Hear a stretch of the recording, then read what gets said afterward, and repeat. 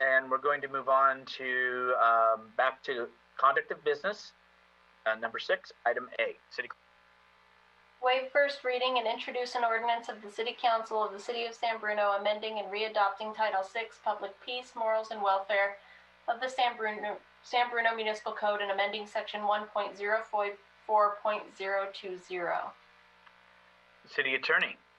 Good evening, Mr. Mayor, members of the City Council. If you could just give me a minute, I'll pull my PowerPoint presentation up and hopefully not encounter any technical difficulties when I'm sharing my screen. So let me do that.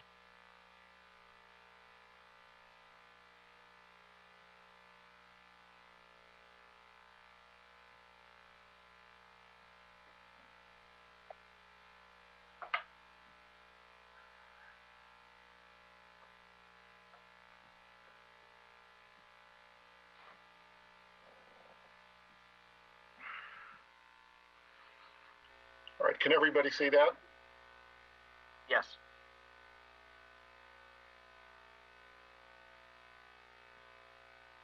Can everyone still see that? Yes. Okay, great. Thank you. You never know these days. All right. So we're here to take a look at revisions to Title VI of the Municipal Code, and I just have a brief PowerPoint presentation to walk everybody through it, and then happy to take any questions at the end. So here's our agenda tonight. We're going to give you a little background. We're going to introduce and discuss amendments to Title VI, and we're going to talk about next steps. So here's the background. You've seen this slide before, but it never hurts to see it again, especially since there's usually a couple of months in between these presentations on the municipal code. So we started this back in late 2018 when the City Council directed me to comprehensively amend the code. And the primary focus then was to update it for internal consistency and to comply with current law. And in addition to that, to have whatever policy discussions were necessary for those revisions. So we initiated in late that year, introduction of Title I and a portion of Title II. And then in November, our code publisher, Quality Code Publishing, QCP, completed their initial review, and we've relied on them for a lot of the consistency determinations so that we can make sure that the code does conform with state law, and we've independently reviewed it for that and plus with respect to recent case law. So in November, the City Council took action to adopt amendments to Titles I and II. And then in July, they finished up the rest of Title II and all of Title III, which was Revenue and Finance. In March of 2020, the City Council adopted revisions to Title IV, which was Licenses and Regulations. And then later, just a month later, provided policy direction regarding Title V, which was Nuisances. And so last June, those amendments were adopted to Title V. So we're now here to talk about Title VI, which is entitled Public Peace, Morals, and Welfare. And Title VI consists of 20 chapters. And the good news is we don't have to necessarily go through each one of them individually, but what I do want to do is give you a brief overview of the ones that we are recommending amendments to. And for those that we're not recommending amendments to, the reasons why not. And obviously all of those topics are open for your discussion. So the first chapter is definitions, next is firearms, next is trespassing and loitering. And for those three, we are going to propose some amendments, and I'm going to cover those just in a couple of slides. So we'll leave those aside for the moment. I'm going to display a couple of chapters here that we're not at this time recommending any amendments to. And so there's one having to do with abuse of solicitation, so that's sort of aggressive panhandling. There's a juvenile daytime curfew that we're not at this time recommending changes to, but obviously that's also subject to discussion. Same with noise regulations. We're not recommending any changes to that at this time.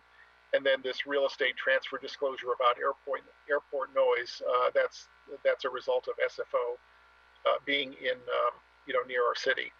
So those are some of the first sets of chapters. And remember, we are going to go back and talk about the ones to which we are proposing amendments in just a minute. So to finish up the remaining chapters, we have assisting locked out people. That's a fairly standard one. We have regulations of adult businesses. Drug paraphernalia, we'll talk about in a minute because we are proposing actually that to be repealed. Aerosol paint container regulations, animal control, and alcoholic beverages in public, those we're not proposing any amendments to at this time. And then the last bucket of these is false alarm. There's a small amendment there, which we'll talk about in a minute. We're not proposing any amendments to the two fireworks chapters or the tobacco or smoking regulations. A council member did catch one thing on the smoking regulations we'll talk about in a minute. And we'll have a separate discussion about the marijuana chapter 6.58 and 5.9. Just quickly, with respect to the smoking regulations, a council member indicated that there was a section that delayed its implementation, and that section is no longer operative because it's already been implemented. So we could certainly either leave it in or take it out. It doesn't really matter. And then we'll talk about the marijuana ones in just a couple of minutes. So that's an overview of the 20 chapters. Let's focus on the 5 that we are recommending amendments to, and then we can always come back to some of the other ones in the discussion. So the first one is 6.04 definitions. There's a bunch of relatively minor changes to that. I would say the most significant change that you see is for consistency with state law having to do with the reference to gender. So we currently have male and female. State law requires that we also refer to gender as one possible gender identification is non-binary, and so that's included in that, and that will update the code. With respect to 6.08 firearms, this came up last year, and this is to propose, I guess, what I would refer to as a relatively non-controversial ordinance to supplement state law having to do with safe storage of firearms. And we're going to talk about that in a little bit more detail. Trespassing and loitering, 6.12, there's really just some minor changes there for consistency with state law. And also, you might remember when we did Title IV, we amended definitions and of peddlers and solicitors to comply with state law then, and this conforms this particular title to those definitions as well.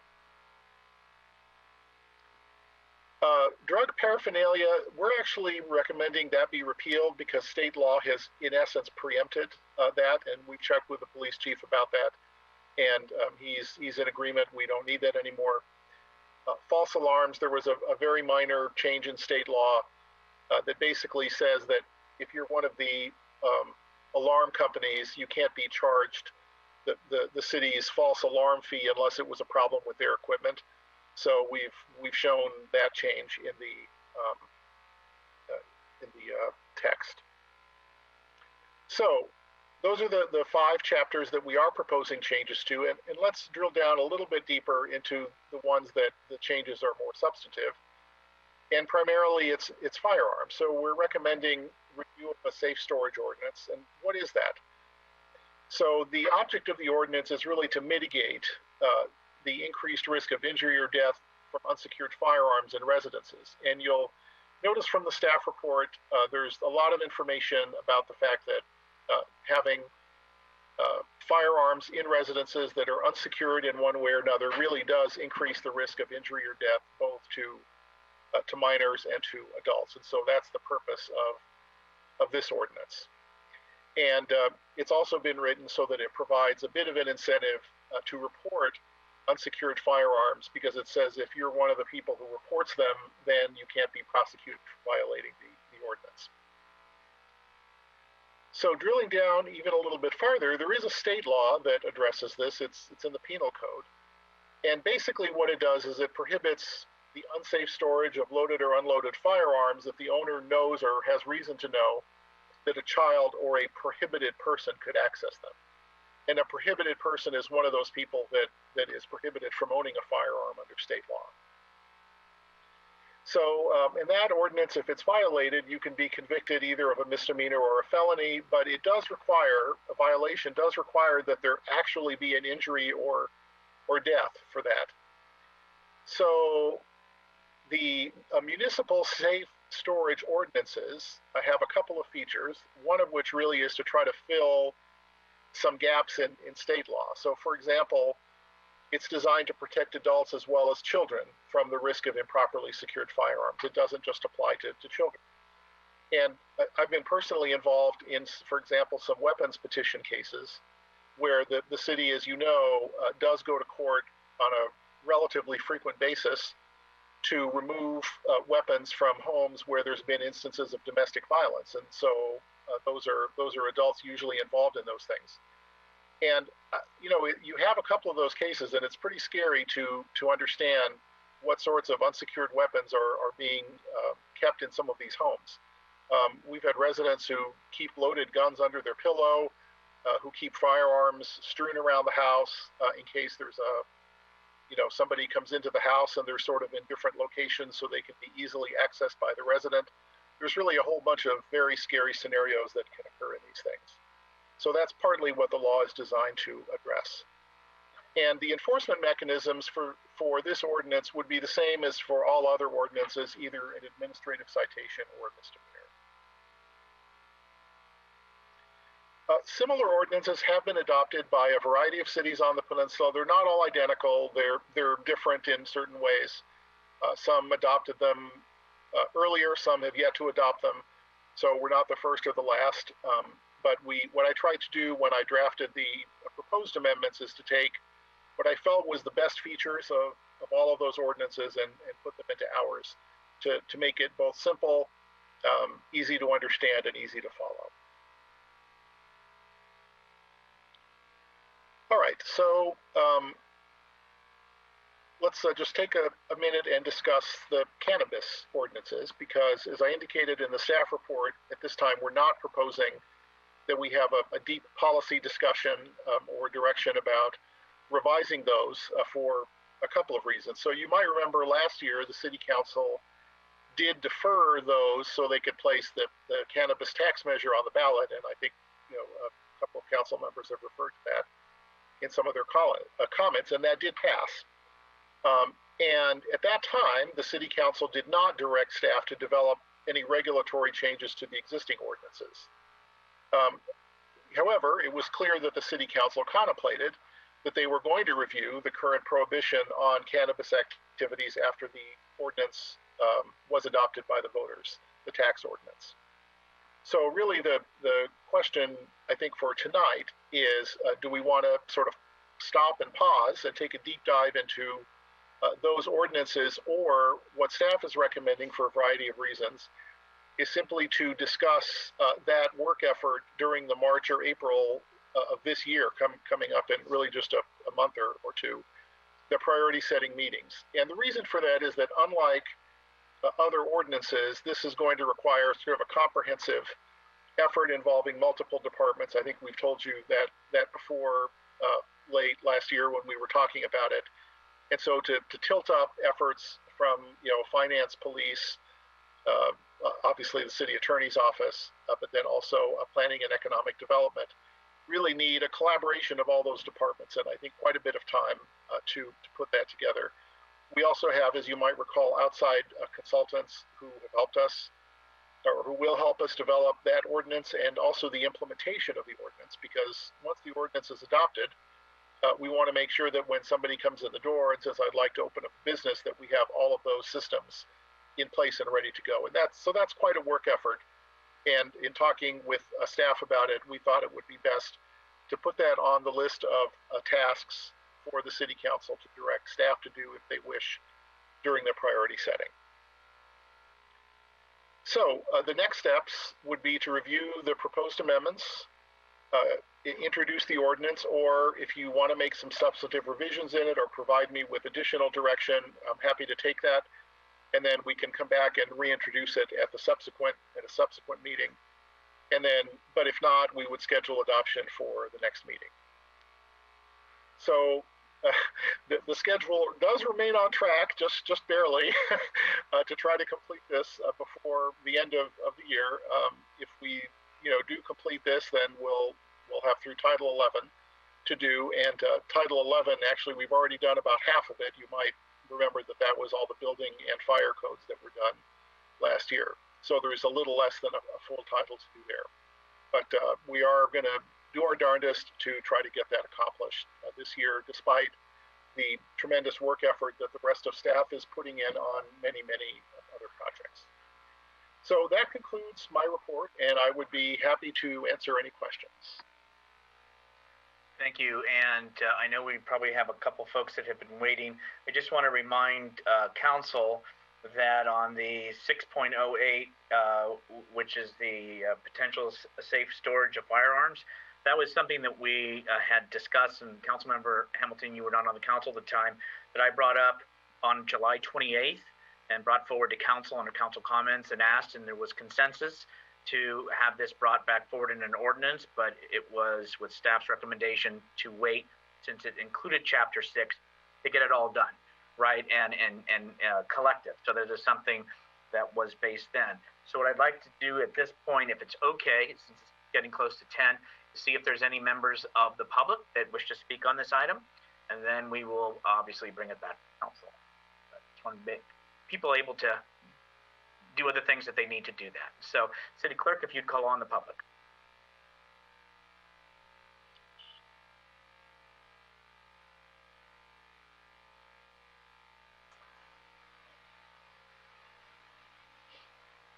Okay, Mayor Medina, I'm trying to bring, sorry, we have Kelly Traver, but I'm having trouble bringing you in the room. I'm sorry, Mayor, you're muted. Sorry, maybe we can go to Mr. Selling, and then we can. Well, let me see if maybe I'm just trying to get her unmuted at this point. Kelly, can you hear us? I can hear you. Can you hear me? Okay, yes, now we can. Hi, Mayor and council members. First, I want to thank you hugely for addressing safe storage of firearms in the home.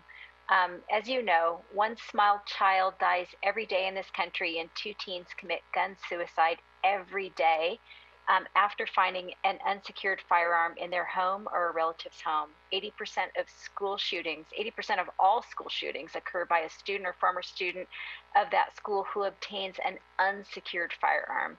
This past year with COVID has seen a dramatic increase in unintentional child deaths by a shocking 43%, and teen suicides with unsecured guns by 9%.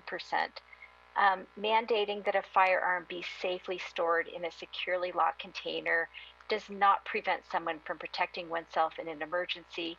Firearms kept in a securely stored locked container can be accessed in seconds if need be. Research also does show that safe storage can prevent the unintentional deaths of small children and teen gun suicides by up to 85%. So I thank you so much for proposing a safe storage ordinance. It's just common sense gun legislation to keep our community safe. Thank you. Thank you for your comments. Next speaker, please. Next speaker is John Selling.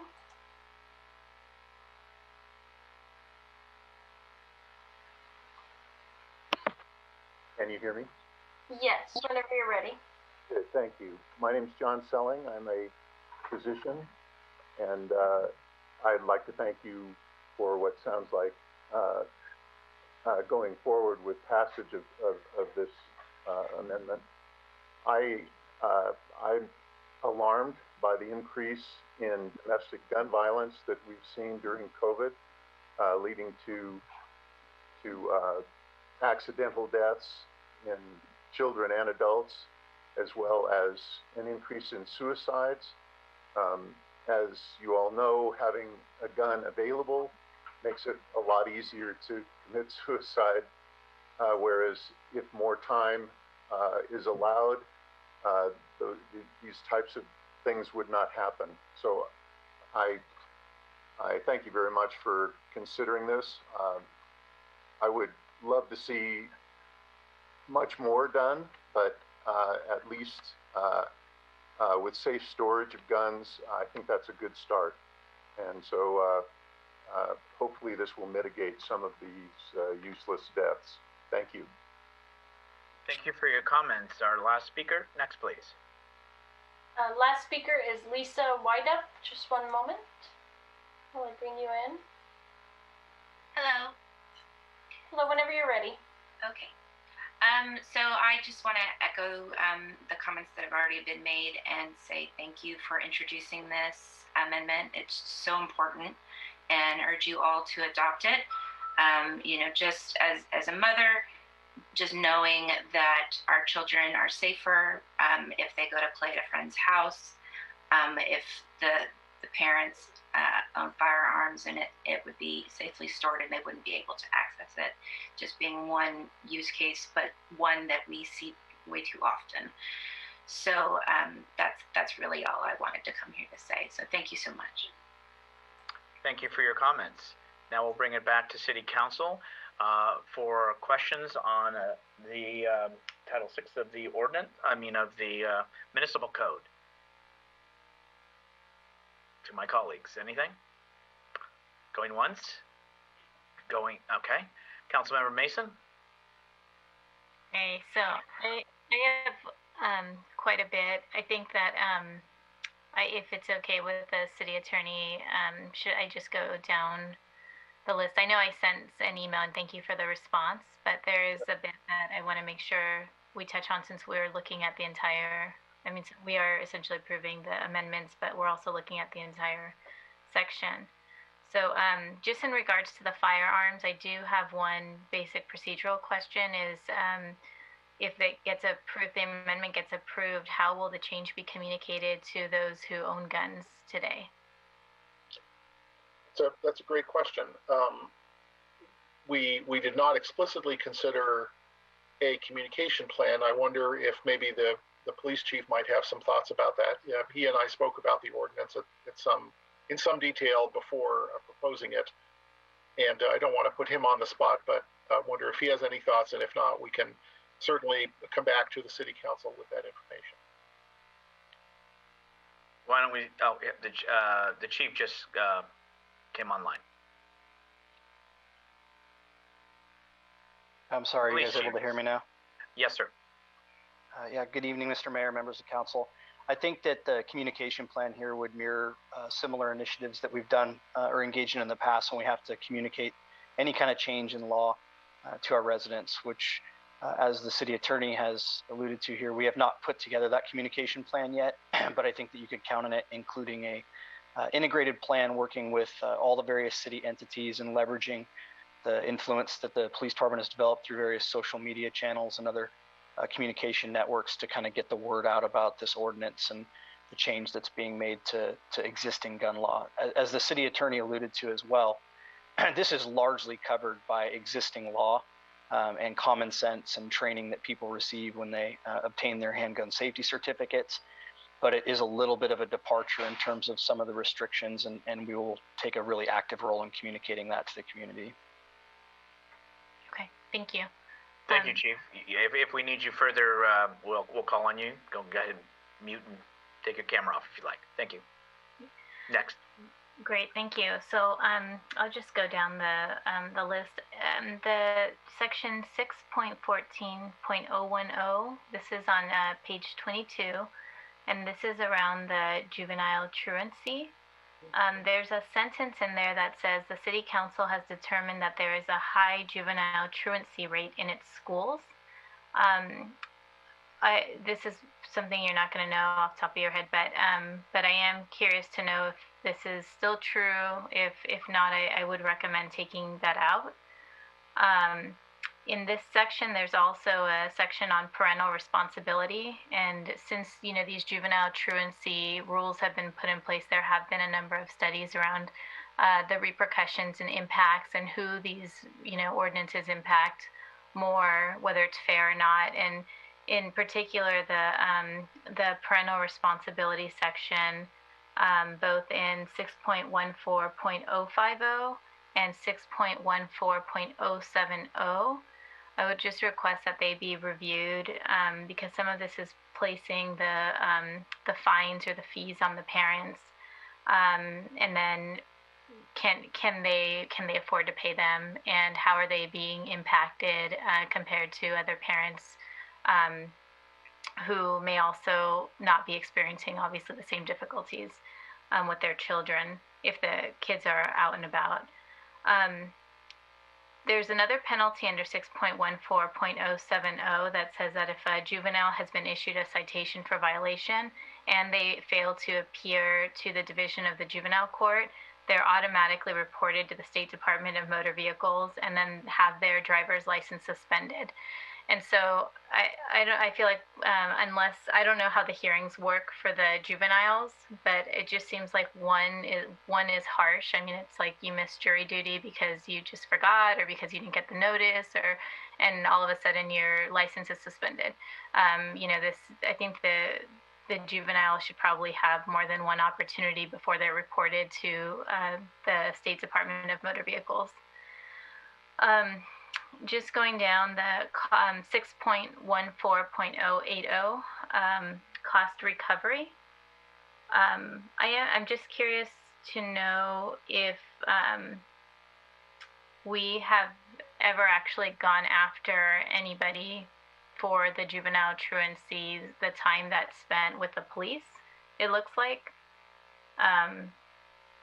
I don't want to read the whole thing, but just the gist of it is that the police may have to drive them to and from a location because they're out and about when they shouldn't be. So I'm just curious to know if this is actually active, and if not, should we keep it if it hasn't been used? Councilmember, through the mayor, Councilmember Mason, if you'd like, we can provide a brief response to that. I know that the chief and I also did discuss this particular section, and he may have some thoughts about the comments that you made. Yeah, and I should say that thank you for the email. I think it said that there's been 3 cases, but I don't know if any of them have actually been fined the time for the spent. But go ahead if the chief would like to respond.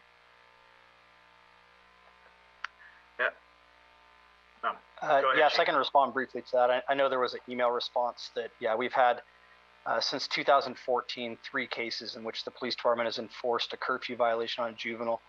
None of those 3 cases involved violation of the daytime curfew ordinance that's designed to help enforce truancy issues.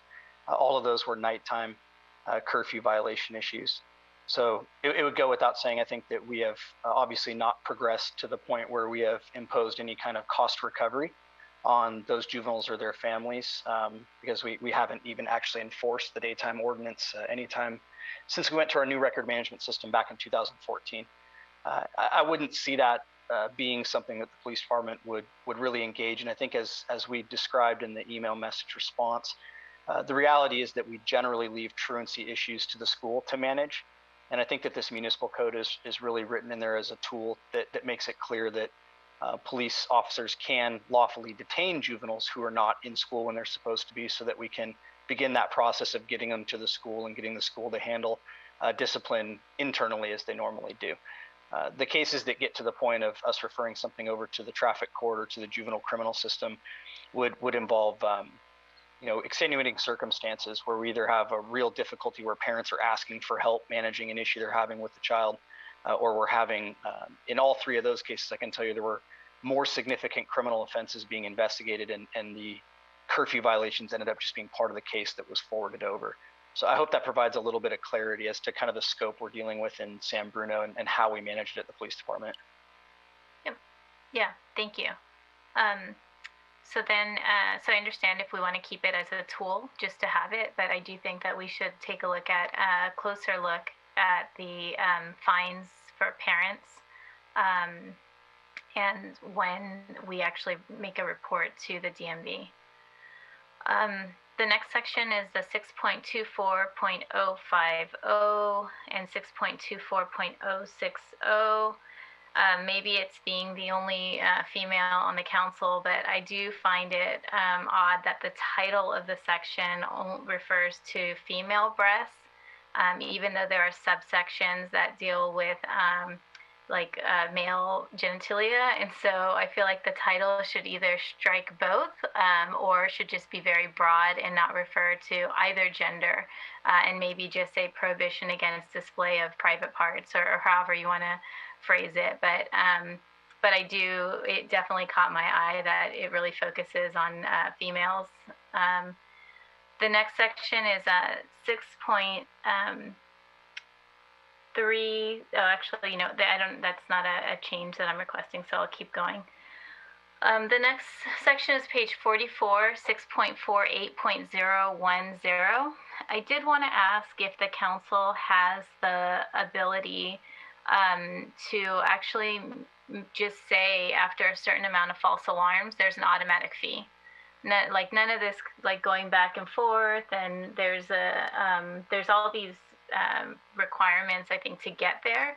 But can't we just say, like we had with the car company, that one of the car dealerships, over, I don't know, 20 calls in a year, you're going to get charged $1,000 every time that there's another false alarm. I think if we have the discretion to do that, we really should consider it. It was such a big concern for the community, and I think that something like that may actually entice the dealership to pay more attention to those false alarms. Hold on. Would it be easier, because I see Mark's jotting and looking. Mark, did you want to take a couple of those maybe and keep us on track? Because I know about false alarms. Just to be clarity too, when you're answering the council member, there are home alarms and stuff that there is a sequence of so many you can be charged, and that has been in process. But why don't you go ahead, and then we'll go a couple more questions and come back. Sure, I'm very happy to do that. So I think just quickly going back to the question in 6.14 about the reporting to the DMV, I think we could easily make a change to that. The section right now says shall report. We can change that to may report. And then I think you've heard how the police will exercise their discretion. So that's something where it might address your comment on that, Councilmember Mason. And then on the adult businesses, I realized sort of what the lack of clarity was in the actual title. There really should be a comma in there, but I would agree with you that it would really mean the same thing if we just take out if we just leave in private parts, because that applies both to men and women. So I think that's an easy change to make. And then lastly, on the false alarm, so the problem that this ordinance is seeking to address is not the sounding of an alarm. It's the response by the police department to a false alarm. That's what it is. So with respect to fees and charges, you'll see coming forward in a couple of weeks or maybe a month the city's fee study that does have additional fees for these sorts of false alarm responses. But it's not a fee because the alarm is sounding and somebody is being affected by that nuisance. It's the fee for the police department responding. And can we make that an automatic fee? Well, I believe, and I haven't fully read the fee study, but I was just scanning it earlier today. Maybe the police chief knows the answer to this offhand, since it was from his department. I know there are fees for a variety of false alarms in that fee schedule for the first one, second one, and so on. I just don't remember the details of that. I thought there was for, false alarm, you have to go to a complex because the fire alarm goes off multiple times, yeah. And then, or a business, and that becomes at some level. Then I thought it was in something in the master fee that started to trigger that after X number of warnings and being gracious. Yeah, I mean, normally you don't want to necessarily have an automatic fee that the city is required to impose just when it happens. You want to be able to have some discretion to figure out why it happened, what's going on, and so on. But as I say, there's quite a robust system of fees in the master fee schedule that we'll be looking at. Okay. Councilmember Mason, may I ask you to yield? I just saw, or Councilmember Salazar, did you have something on this topic, or Did you? I did. I had a follow-up question on one of the ones that was just addressed. Okay. Regarding the reporting to the DMV, and I'm just wondering. It was my understanding that once the police issues a citation, it becomes a court issue. Then it's up to the court to decide what the penalty, and it's not really up to. I mean, I don't know if we at that point have the ability to limit what the court would do or not do. The court. I don't. Just to be clear, I'm not asking to limit what the court would do. It's whether we report. Whether we report it to the DMV. But I don't even know that a failure to appear would be reported to the police department. Would we know that they didn't appear in court after being issued a citation? Because I know for a lot of things, once the police department does their thing, they hand it over to the county to either do prosecution or in juvenile cases, it goes to the juvenile court. But I'm just wondering how much authority we actually have over that. Police chief or city attorney? Maybe I'll defer to the police chief on that if he knows. And Chief Johansson? Yes, Mr. Mayor, and council member, that's accurate. Once this case goes over to the traffic court, it would be the judge that is making a determination about the penalties and if and when to report to the DMV. We do not at the police department make any reports to the DMV to initiate suspension of licenses other than under the admin per se law, which pertains to DUI arrests. So there's really no mechanism by which we would request the DMV to suspend a license. That would be done in the punitive phase through the court. Okay, thank you. Yeah, thank you, Councilmember. Go ahead, Councilmember Mason. Yeah, I think so. With that said, I would go back and just ask to take that out if it's not even an option. So, I think the next section I just wanted to make a suggestion on is the 6.50, the safe and sane fireworks. I know that there's so many complaints about fireworks, and I didn't realize until I read this section that fireworks are allowed from June 28th to July 4th. And so I would just suggest that they be July 3rd and 4th. I don't know why we need to allow them so many days.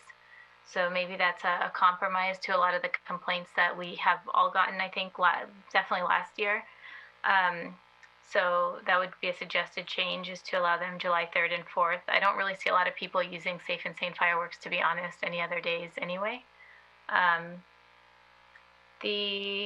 Let's see. Sorry, I've got a bunch of notes. The next section is, within that safe and sane fireworks section as well.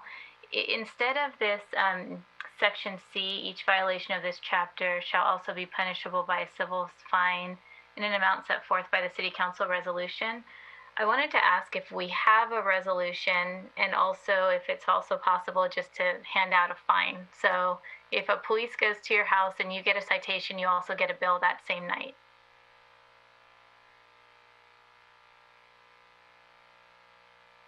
So I'll ask Chief Johansson if he can to address that.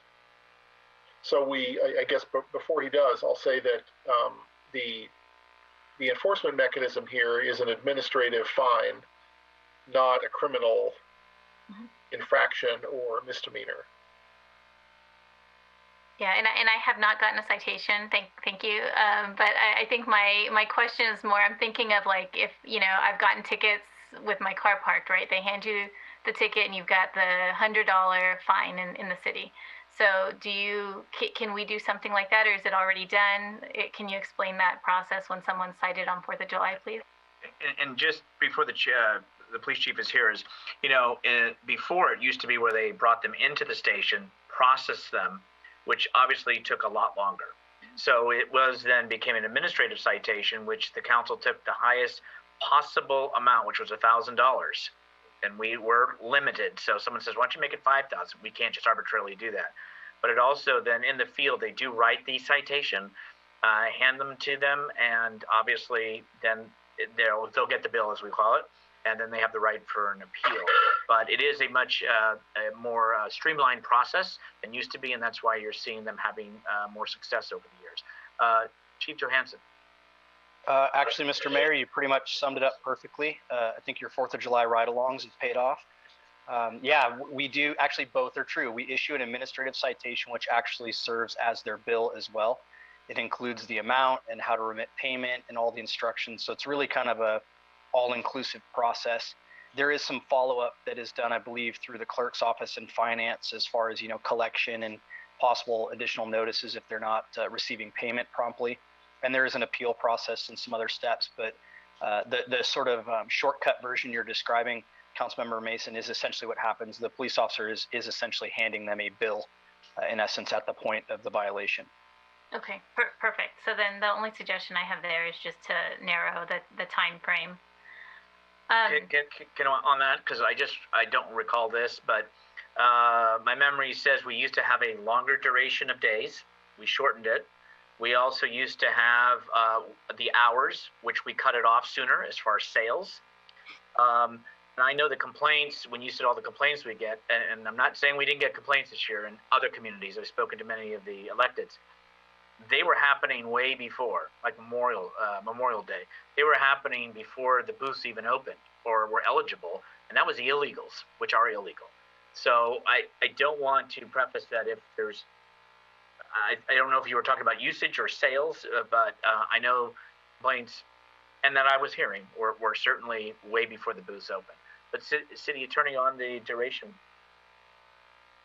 Yeah, so I do have a memory of that as well. I'm afraid I don't have the voter initiative right up in front of me, and I don't know if anybody remembers exactly what it says. But the City Council's ability to further amend this is somewhat constrained by 6.50.080. And so, really before answering, I need to look at that initiative. I don't remember if there's a beginning date that's listed in that initiative. If anybody on the call happens to recall that would be great. Thanks. Mr. Mayor? Oh, Vice Mayor Medina.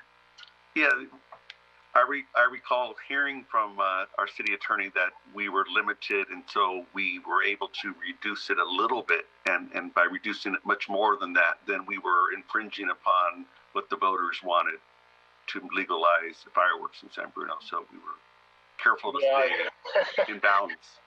I do remember saying that when the issue came up maybe a couple of years back. If during the discussion I can go back and look at whenever that staff report was, can pull that up, and I know it has the text of the ordinance is listed in it, but I'm afraid I don't recall what the year was that was done.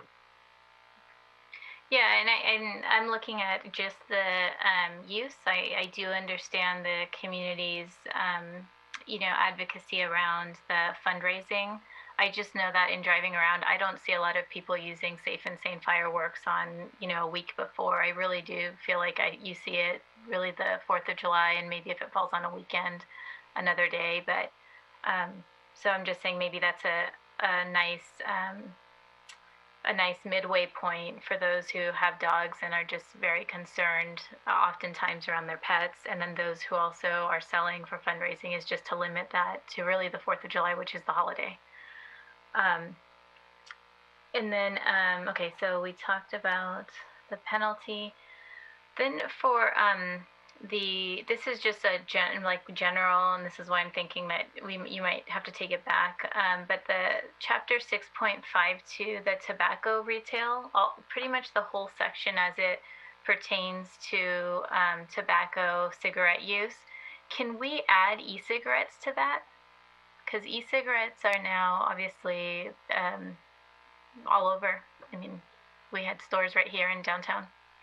Yeah, so in the following section, tobacco is also defined as e-cigarettes. Oh, I mean, okay. It's actually defined as smoking or smoke. It's in the N is in number of the definitions of the very next section, 6.56. Okay.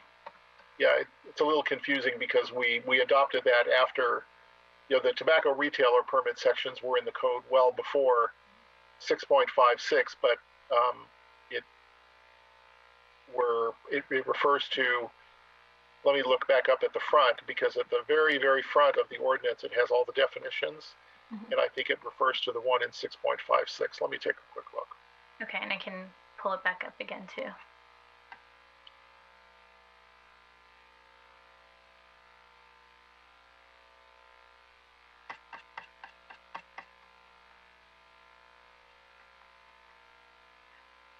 Yeah, I can't find it offhand, but in any event, it's defined in 6.56. Okay, and I'm scrolling up. Okay, and then the last question was around the around the chapter 6.59 and the commercial cannabis activities. I know you had asked council for direction in that area.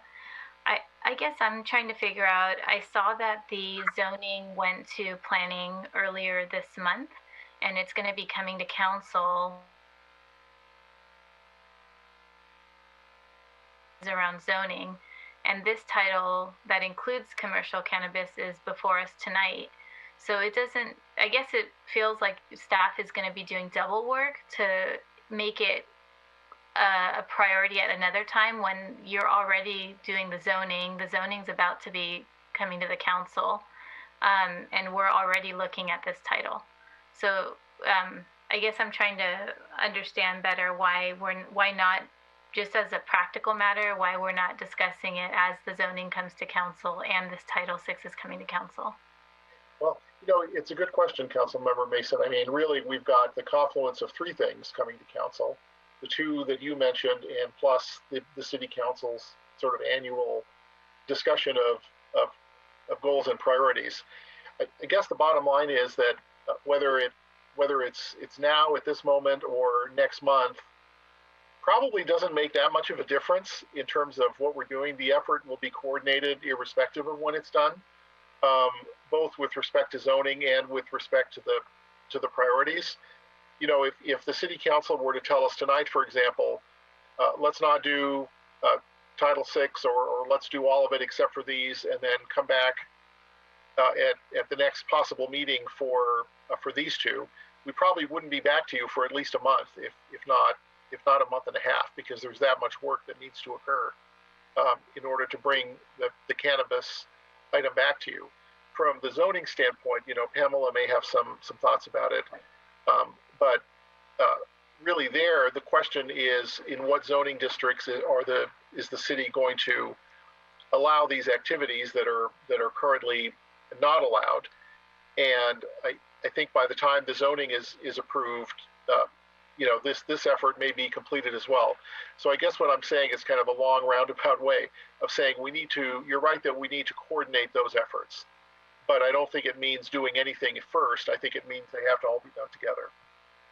So if zoning comes to council and the cannabis discussion hasn't been had yet, then is that going to be, that will have to be an amendment to the zoning that will have been brought to us maybe a couple months earlier? Is that right? Yeah, that's possible. I actually haven't talked with our director about that yet, but that's something we can certainly discuss and make sure that it's coordinated, so that they're coming to you at either the same time or about the same time, or so that we don't have to go back and amend something else because of the lack of sequence. Okay. City Manager? Just want to confirm, what we're discussing is potentially advancing the marijuana regulations so that they're sequenced when the other zoning amendments come before the city council. With that, what I would say is that there is a significant work effort to develop those regulations, given where we are now and the fact that the draft, we've had a consultant working for several months on our zoning ordinance changes. They have already went to the planning commission and will be before the city council in, I think, under 45 days. There's really just not enough time to do the work. I mean, doing the marijuana regulations is several months that involves at least 3 departments, outside consultants, and It just can't be done in the amount of time that we're already coming back with the zoning ordinance that has already been through the planning commission. And it would essentially be delaying that comprehensive update of our zoning for this new add-on that could be a several month project. And so what I would say is that there's nothing wrong with changing your zoning ordinance again. It is a living, breathing document. And should we decide to make any amendment, my recommendation would be that we move forward with the comprehensive amendments that we're already planning for. And we know that there are a number of development projects and not just large, but also small projects that can't be done because our code is sometimes inconsistent.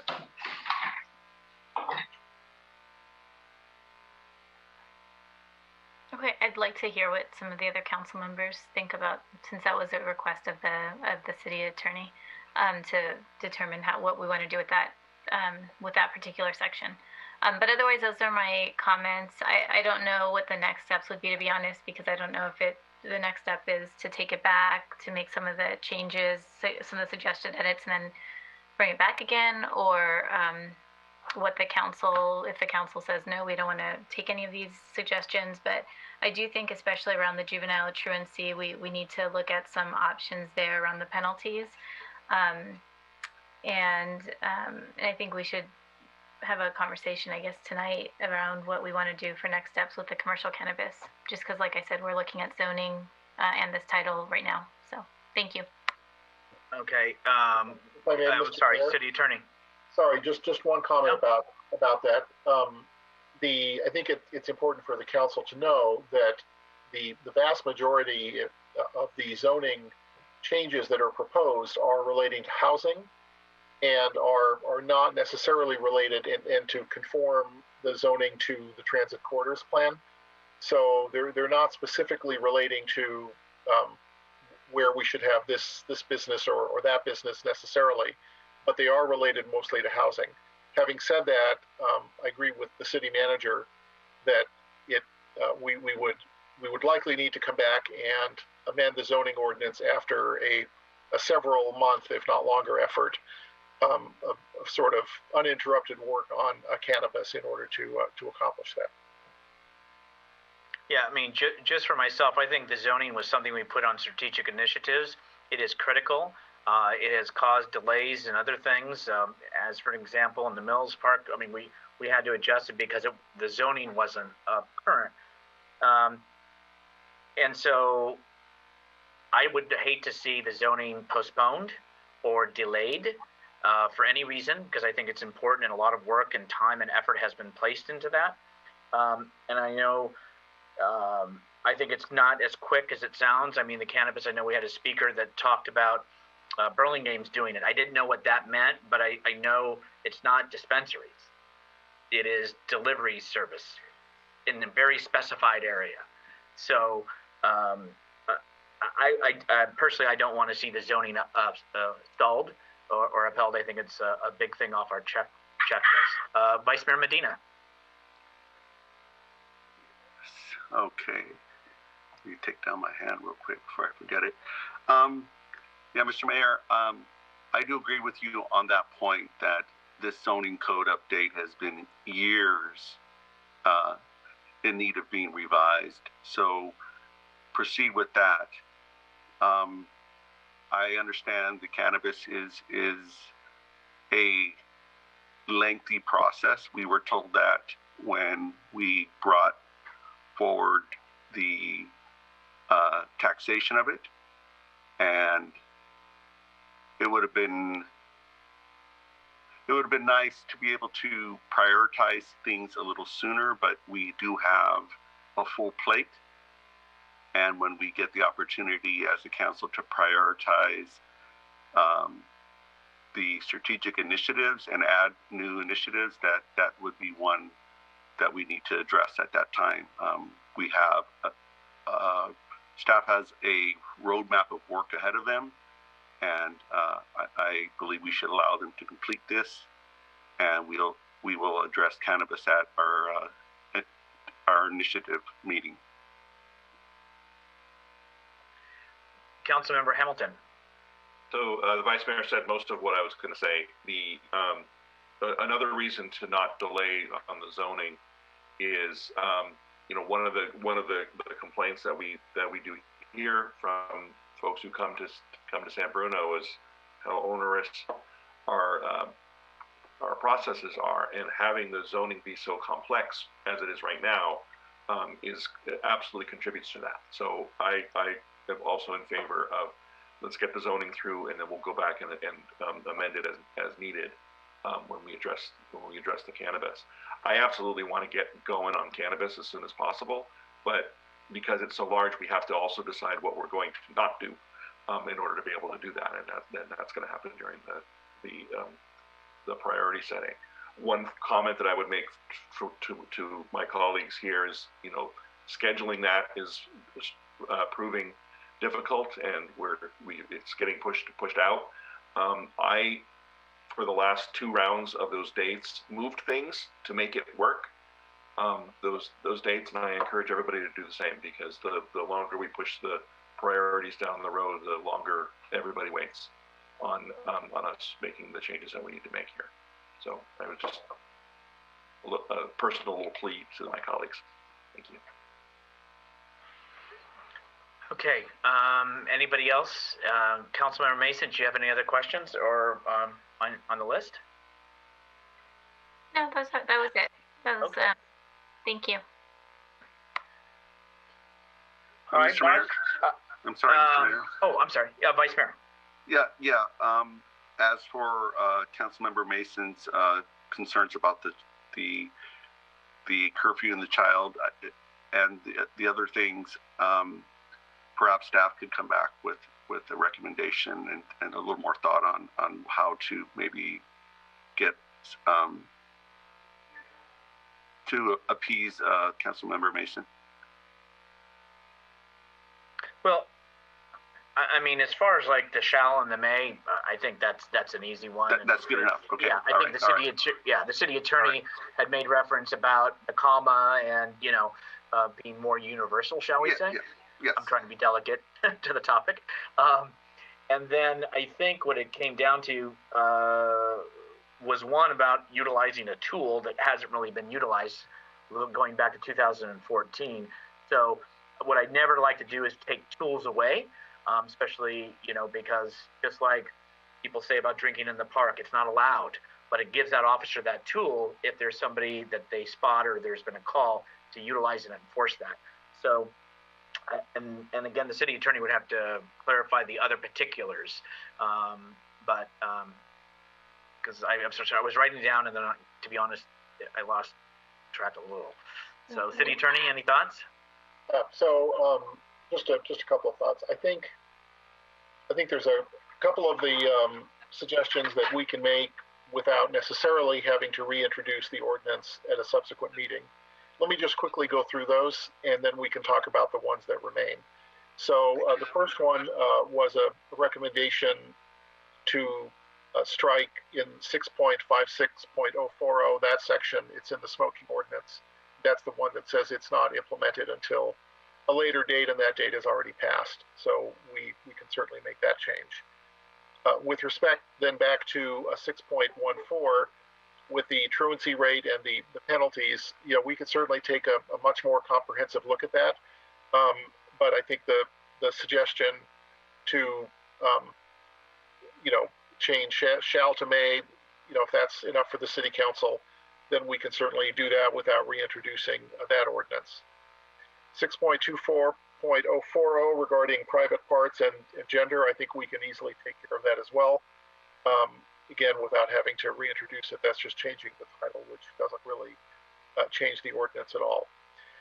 And then I think really the remaining 2 issues that are more policy discussions for you are changing the date. And I've been looking while you've been talking to see if I can find the actual voter initiative. And I'm sorry I can't locate it. If anybody can, maybe Melissa or somebody can locate that, we can take a look at it.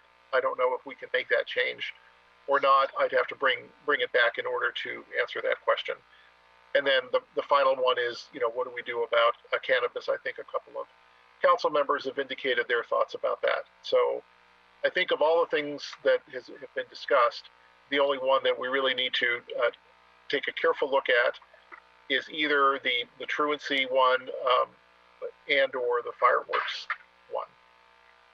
And could we go forward and on the fireworks one make a modification if the majority of the council felt to limit, and again, it's not the sale of, it's the actual dispensing of, meaning utilizing them. Can that be done then? And then the second one is on the truancy, which I think very quickly too, I mean, it's not been used in 214, and I'm not sure, you know what, I'm gonna pause because I saw the city manager's hand go up.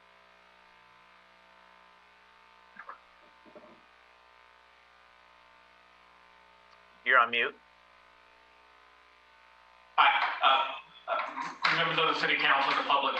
Just wanted to opine on potentially changing the dates of fireworks and suggest that if council would like to do that, we do not act on that tonight.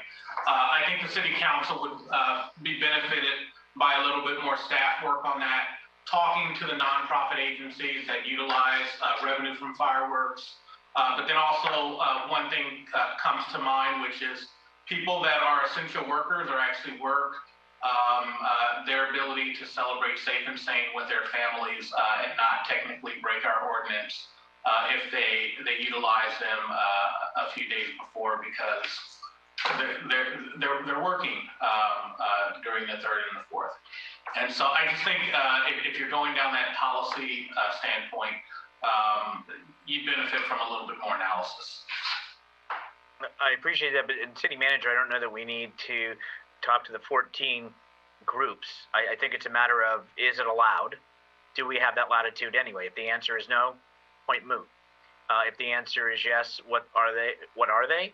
And then you bring up a very good point that some people do work on the holiday, and so do we deprive them of that? Councilmember Hamilton. So I'm in agreement with that. This, of course, now I'm wading into the political third rail of fireworks in San Bruno, but the sale of safe and sane fireworks and the usage of safe and sane fireworks are not, for the vast majority of cases, are not the nuisances that people are reporting. It's the illegals, and the illegals start weeks and weeks before the legal sales of safe and sane fireworks begin and last for weeks after.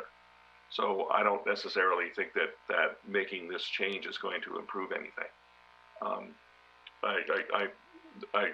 With that said, if staff wants to can do a little bit more study and bring us back some more useful information on it, that's fine.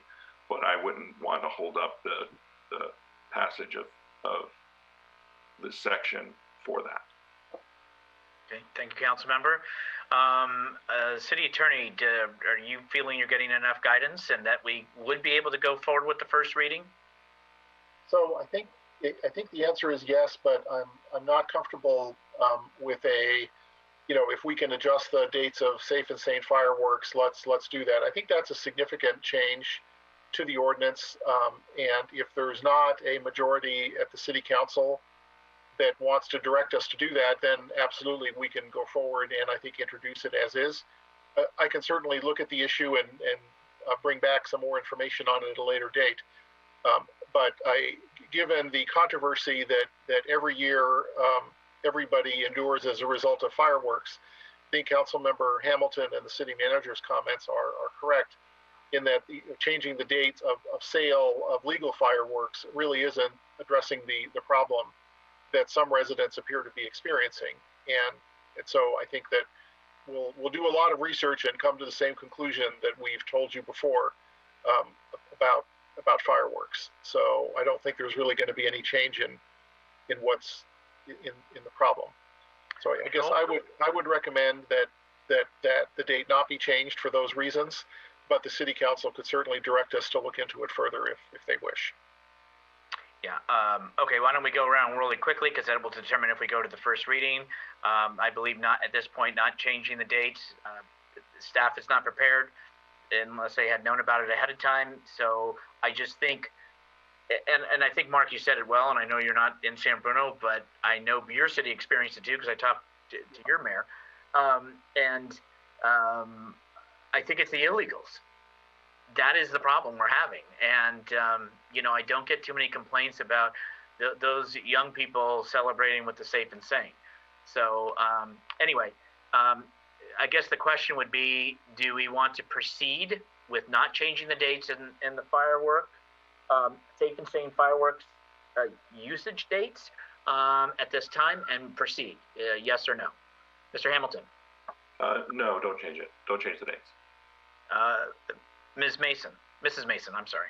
Well, I thought we're looking, nobody knows right now whether the dates can be changed. So it's whether we're directing staff to look into it further, which I would support staff looking into it further. And I didn't propose, I think City Attorney Zafrano said sale.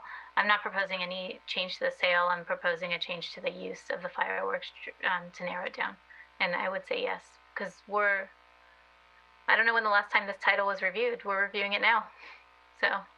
The city attorney was saying we could go forward and still ask direct staff to check on that caveat. Council member, I'm sorry? I'm certainly happy to do that. I saw your head go down, but you were saying No, yes. sorry. just for perspective, I think implicitly this chapter is reviewed every single year when over the 4th of July and everybody wrings their hands about what can we do about it. So I'll just say that everybody knows what it says, I think. Okay. Councilmember Salazar.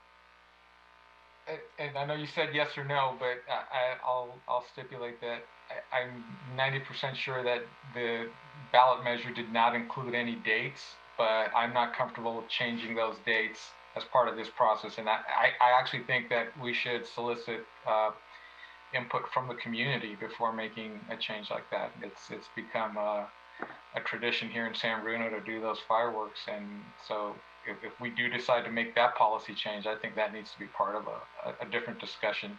This process of cleaning up our municipal code has been kind of a routine thing where we're just looking for inconsistencies and making sure that we're lining up with state laws, and this kind of seems like a bigger discussion to me. So I'm going to say I would like to move forward without changing those dates. Vice Mayor. Councilman Salazar brings up a good point. If we said we were going to be changing the hours, there'd be a lot of people here from our groups of people that do the selling and do enjoy fireworks. So I believe we should move forward with not changing the hours, the dates, and then staff could come back and do a review. And my memory serves me right, that's what we did when we reduced the hours of sale last time we did it. So that's my point. I believe you're correct, Vice Mayor.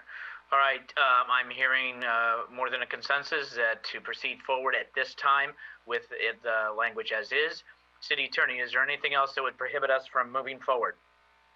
No, and I've indicated previously the minor changes that we would include that were discussed by the various council members, and we'll have those in the next if it's introduced. Okay, thank you. All right, again, this is an action item. There is the first item, which would be if council wishes to waive the first reading. So moved. Motion by Salazar, second by Vice Mayor. I know you're on mute. Second by Vice. I'm sorry, Mr. Mayor. Did we get public comment? You know what? Thank you, Vice Mayor. There's not many left, but is there anybody from the public that wishes to speak? Please raise your hand. Thank you. I see no hands raised. Thank you. Confirmed. Okay, but thank you very much, Vice Mayor. Okay, so we had a motion on the floor from Salazar. Is there a second? I'll second it. Oh, I'm sorry. Vice Mayor seconded. This is on waiving the first reading. Roll call, please. Councilmember Hamilton? Aye. Councilmember Mason?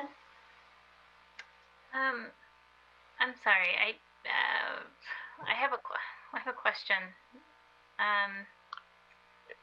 It's gonna, because my vote kind of depends on it. Is the truancy issue gonna come back? Can we maybe just do the waiving of the first reading, and then you can vote no on the ordinance if you wish? Well, they're linked, right? The waiving of the first reading, and I mean, No. Two actions. no, I mean they could come back again. It could come back to us again otherwise. So The waiving of the first reading is just so we don't. The waiving of the first reading is so we don't have to read the document in its entirety. The ordinance, which then I would say on the question, why don't we then go to you to get clarity on the truancy? Okay, I'm okay with that. Yes. Okay. Councilmember Continue. Salazar, Aye. Vice Mayor Marty Medina, Aye. Mayor Rico Medina. Aye. So before we get into the ordinance, why don't we have Councilmember Mason, a little untraditional, but let's just do that since it's 10:30. Thank you, Mayor Medina. I just wanted to make sure. So, the truancy, it is going to come back. Like, is staff going to look into the penalty part, and then specifically that sentence, the city council determined that there is a high juvenile truancy rate in its schools. I feel like if we don't have a high truancy rate, it makes our schools look bad. It makes our students look bad. I mean, if that's not true, I want to take that out personally. And I think it's worth it to determine whether that's true and to look at the penalties and what other cities have done since these truancy rules came out. But I'm not sure if that's what we're doing, or if we're just saying the minor changes of the shall to may is being made tonight and nothing else is going to be looked at, and this ends tonight.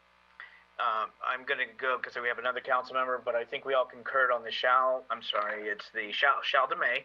And I think that, again, staff doesn't have that information at this time. And again, we can direct them if they had been prepared. Maybe we could have hammered all this out tonight. But Mr. Hamilton, council member. I would support taking out the statement that our schools have lots of truants.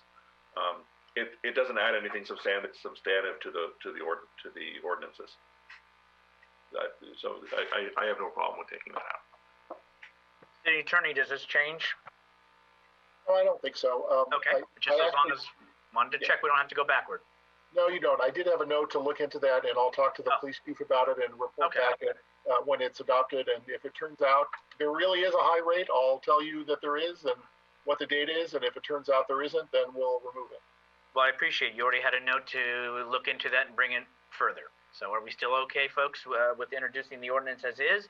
Obviously, there are two items that the city attorney and or staff will be looking into. Okay, let's move on the ordinance, please. Action from council. I'll make a motion that we introduce the ordinance of the City Council, the City of San Bruno, amending and readopting Title 6 of the San Bruno Municipal Code and amending Section 1.04.020 with the provisions that were discussed. I'll second. Motion made. Thank you. Hamilton Salazar, roll call, please. Councilmember Hamilton, Aye.